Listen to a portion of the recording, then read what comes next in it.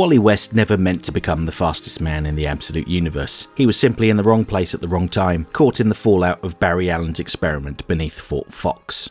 That moment fractured his life and potentially reality itself, leaving Wally with incredible speed and a far looser understanding of time.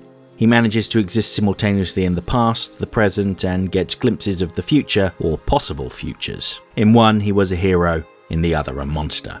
Trying to escape that destiny, Wally ran, and in doing so, he killed Barry Allen.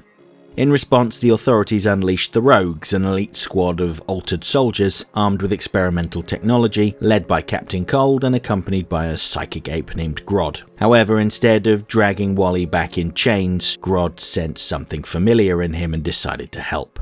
When the Rogues eventually caught up, they revealed a surprising truth. They didn't want to capture Wally, they wanted him to join them. Their target was Fort Fox, and their motivation was deeply personal. Colonel Rudy West, head of security at the facility, and Wally's father had vanished into Dr. Eleanor Thawne's custody. But not all rogues were that reliable. Jesse James, the trickster, was secretly feeding information back to Dr. Thawne, the architect behind much of what had gone wrong. Earlier, Thawne had encouraged Barry Allen to mentor Wally, not out of kindness, but because she believed Wally was the key to accessing a mysterious realm of living energy, a place she would later name the Still Point. What once seemed like a tragic accident now looked like a deliberately malicious act on Thawne's part.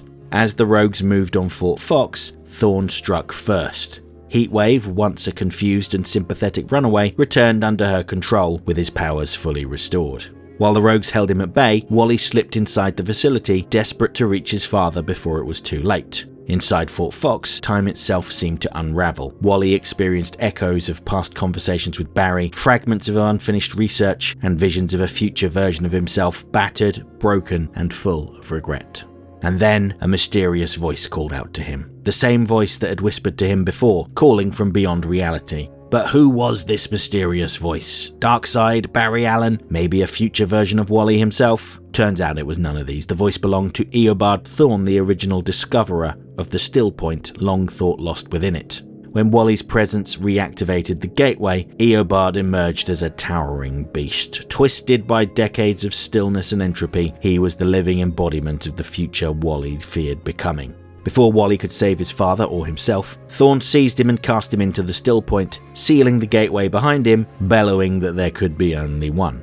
And that's where we left Wally West, trapped in a place built to stop all motion, face to face with a spectral Barry Allen alive in some form, looking like a red Jedi ghost. And the issue wastes no time in explaining what's going on. While Barry's body died, his essence exists in the Still Point, along with several other alien scientists that had also discovered the place. He is, for all intents and purposes, dead, but he is bound to this dimension. He and the other scientists will never be able to leave. But Wally is different. He could escape if only they could figure out how to reopen the portal. At the same time, Barry explains that the energy that gave Wally his powers exists at the center of the Still Point. Barry calls it the red stuff that powers all life, and immediately I find myself thinking of Darkseid's Omega energy. After all, this is a universe that was created by Darkseid, and it's his malevolent energy that sustains it. Could Wally's powers come directly from Darkseid? Maybe. On the other side, Eobard Thawne is going on a rampage, smashing up equipment and generally endangering everyone in the facility. When his granddaughter, Eleanor Thawne, sees him, she's horrified. She had spent her life trying to continue her grandfather's work and always imagined a cheerful reunion between them. But the man before her isn't a gifted scientist, he's a twisted abomination, lashing out at anyone and everyone. Realizing her mistake, Thawne and the trickster try to get to Barry's lab to see if they can reopen the gateway and shove Eobard back in. And with perfect timing, the Rogues arrive to act as the ideal distraction. They had made their way there, pushing past the crowds of panicked scientists and trigger-happy soldiers, but were now ready to kick some butt. Meanwhile, at the Still Point, Barry tells Wally that many other people had discovered this place, but none had survived, including Garrick. Remember that he had tried to disrupt one of Thawne's experiments back in the day and had been pushed into the energy field during the struggle. Now this barren dimension, inaccessible to pretty much everyone, is his final resting place. Barry explains that Garrick died because he resisted diving into a mysterious pit with swirling red energy at the bottom, while Thawne had done the opposite. It's this energy that transformed him into a monster, but it also kept him alive.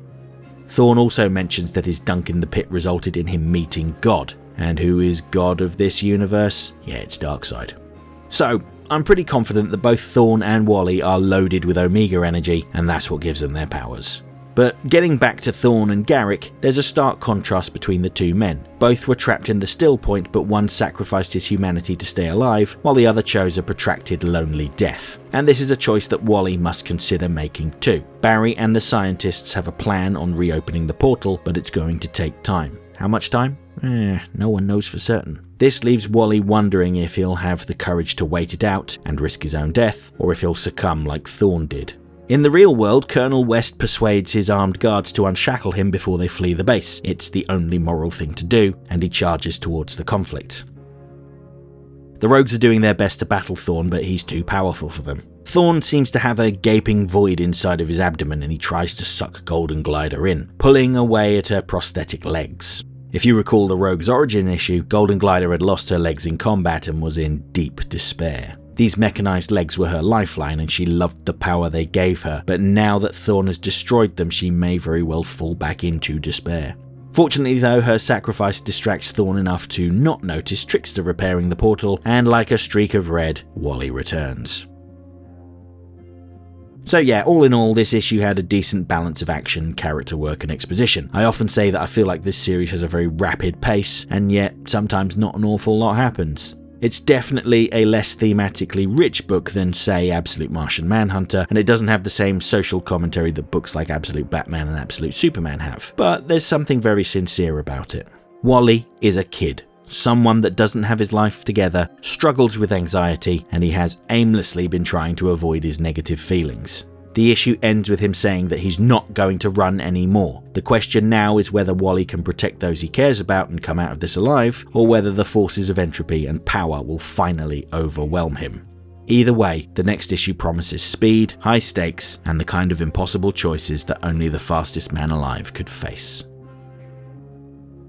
Absolute Flash number 11 is available now from all good comic shops. I would encourage you to research your local comic shop, and if you don't have one, I'm certain there are dozens of good stores nearby that would be happy to mail you your comics.